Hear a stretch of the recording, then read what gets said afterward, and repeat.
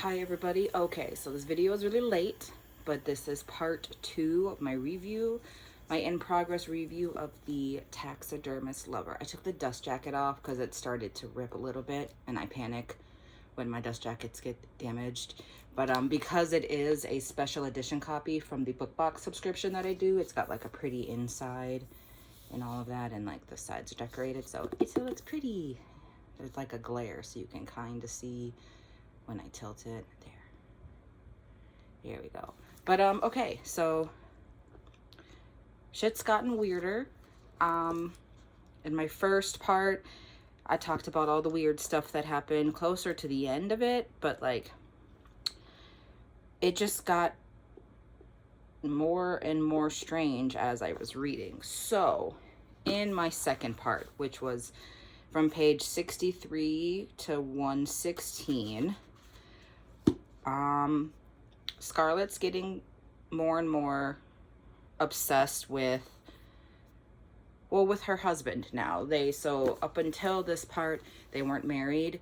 They decided to elope.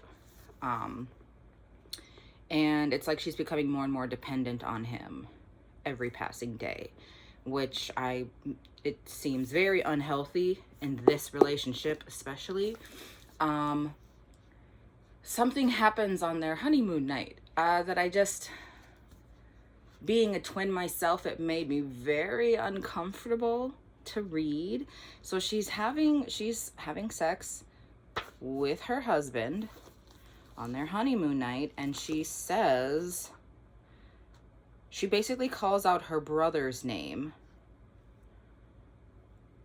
Yeah, she calls out her brother's name and tells her brother to just to fuck her. And her husband, Henry, gets mad and is a little too rough with her. And to the point where she can't even like get enough words to tell him to stop. And in the morning, he acts like nothing happened, and she just kind of goes, "You hurt me." And he's like, "I'm sorry, but you made me do it." And then they eat chocolate covered strawberries, and she's like, "I guess we're both kind of fucked up." And that's the end of that. And it's just like, again, what did I read? What kind of book did I just get myself into? So that just kind of shows like how dependent she is on him, that she's willing to just look past this thing that happened. And she's also met the other taxidermist that's kind of mentioned in like the synopsis, that she's pitting Henry against and like competitions to see who's the better taxidermist for like combining different species together. And the other taxidermist is flirting with her, just dead ass hitting on her, even though he knows that she's married. And she's not really reciprocating, but she also kind of sometimes has fantasies about him because in a way he reminds her of her twin brother. And so I'm sensing that I'm going to read something about their past together, her and her twin, something that happens in their past that is going to explain this weird ass chemistry that shouldn't be there between her and her twin.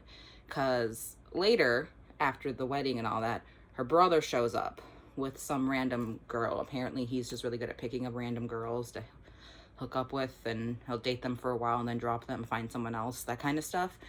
And he shows up, and him and this girl stay with Scarlett and Henry because there's like a festival that he always shows up for and stuff. And it's just awkward, like their whole encounter there. Like he gets like super intense, and he was like, "I would do anything for you, Scarlett, anything." And she's just like, and I look at him and I know he's telling the truth. And I'm just like, what happened between you two? Like, I'm thinking about my relationship with my twin brother, and I don't think it's ever been tense and awkward like that. Like, there is some weird stuff going on between them, and it's going past just sibling relationships. And I don't know if I'm ready to read that. Like, this book, what did I pick?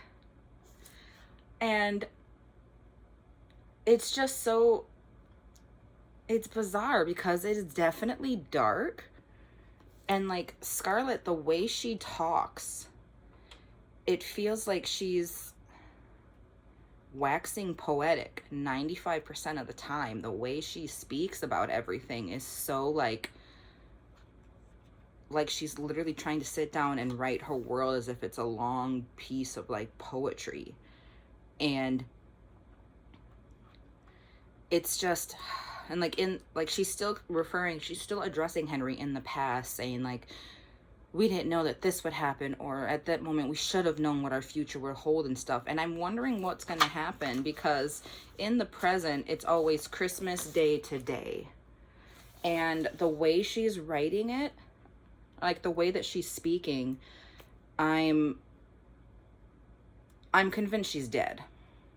I'm convinced Christmas Day today, Scarlett is dead, and he taxidermied her. That's my suspicion. Her brother, Rhett, is supposed to be on the way to show up at the house. I'm pretty sure there's going to be something in here where she sent him a message saying, hey, you need to get here ASAP, help me. But I don't think he gets there in time. Pretty sure Scarlett at this point is dead, because I'm pretty sure I brought this up in the first review. The whole sus, he said, Henry on Valentine's Day, would you stay with me forever? And I mean, not until death do us part, but forever. And I'm like, your boyfriend's a taxidermist, and he said that. That's sus. So I'm convinced that something happened. Either she died unexpectedly and he taxidermied her, or maybe she was going to leave him and he said, no, you said forever, and taxidermies her, or something happens. Because the way she writes it and the way she talks just makes me think she might be dead or stuck in a certain way. I don't know, but that's what's keeping me reading this book, because this book is hella weird. I mean, and I like weird. I'm enjoying how weird it is. At the same time, I'm like, what the hell did I read? Polly Hall is doing a really good job of keeping me both intrigued and extremely creeped out at the same time. So I do recommend it so far. So far, I am enjoying myself, even though I am weirded out at certain aspects, certain scenes. We haven't met any new people. The only two people we've met are Rhett and the random girl that he brought that I'm pretty sure isn't going to be in the rest of the book. So no one else has been introduced. And I'm pretty sure that's on purpose, because Scarlett, even in this section, has admitted that she doesn't know anybody else. She literally sticks to just her house and Henry. And she like has no friends. She doesn't go to the festival because she doesn't like to be around people. And she only said that after Henry said he doesn't like crowds. So at first she was like, we should go next year. It'll be fun. And then he said, I don't really like crowds.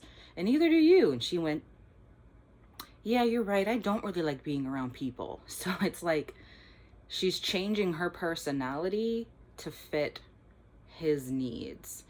And that's kind of gross. I'm going to be honest with you. I don't like that, but it just shows like how much she is depending on this guy that she's known. I'm pretty sure the relationship so that she's known for like maybe a year and a half. It has not been that long that they've been together before they got married.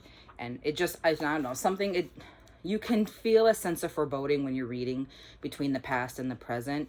Like you can tell something really bad happened. So as you're reading the past, you're like, oh God, when's it gonna happen? Something, somewhere in there, you're gonna end up reading it. And then like the sense of foreboding does not go away when you're reading the present, because you're like, all right, something bad has happened at this point. What is it? And so that's what's keeping me reading. I'm like, I want to know what happened. I need to know what happened. It's written really well. And I'm encouraged. Also, Scarlett's like weird, like psychicness with these animals, like she can tell that the animals are miserable being combined with other animals that they're not supposed to be combined with. And like she started to be like, maybe we shouldn't do this anymore. I think you should just go back to doing your regular taxidermy stuff. And Henry was like, but you told me to do this. You said this was the next step. So why would I stop now? She's like, yeah, you're right, I did tell you to do this. But now, whenever she sees these taxidermied creations of like 2 or more creatures combined, she can sense how miserable they all are, because like one can't fly because it has a rabbit feet. The rabbit can't hop because it's combined with something that's too heavy for its light rabbit feet. Like, she can sense their misery and stuff now, and it's just, it's strange, because as far as from what I'm read, that's all she's sensing is the misery of these animals, but she hasn't really done anything else or acknowledged anything else with these psychic abilities from what I remember from reading it. I don't know. Scarlett in herself is a very strange character. And I don't know if I'm rooting for her. Yeah, I honestly don't know if I'm rooting for any character in this book. I feel like Henry's a little too mysterious for me to know if I care about his outcome in this. Scarlett seems to know in the back of her mind that she's not in a healthy situation. Like, there are certain ways that she'll word or phrase things in the past and present that alliterate to her knowing that she's not in a healthy situation, but she doesn't care because she's basically stigmatized. And her brother Rhett just seems very unreliable and very like goes wherever the wind takes him. I don't really know if I'm rooting for any of these characters. So I'm curious to see how it ends, because at this point, any bad thing that happens or any good thing that happens, I'm just going to be like, okay, that happened. But again, I'm still reading it and I'm still enjoying it. I don't care if bad things happen to these characters, I guess, because as of right now, they're all doing shit that they shouldn't be doing. So it's like, someone's gonna die, and I don't care who. Someone's gonna get taxidermied. I think I know who, and I don't care, because she's seeing all the warning signs. Like, it's literally alluding to her seeing all of these warning signs that something's off, something's amiss. And we're gonna end up where we end up. Okay, so the next part is page 117 to marked page to 170. So once I get that part read, I'll pop on here and do another review. But that's what I have so far for part 2 of the Taxidermist Lover. Shit is still weird. Shit's getting more tense.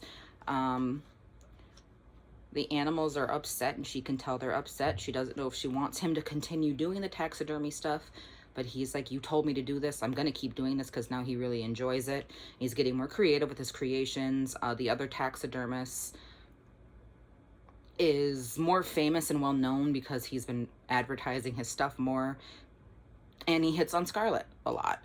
Her brother Rhett made an appearance and then disappeared again, but he'll be making more appearances. I have a sneaking suspicion.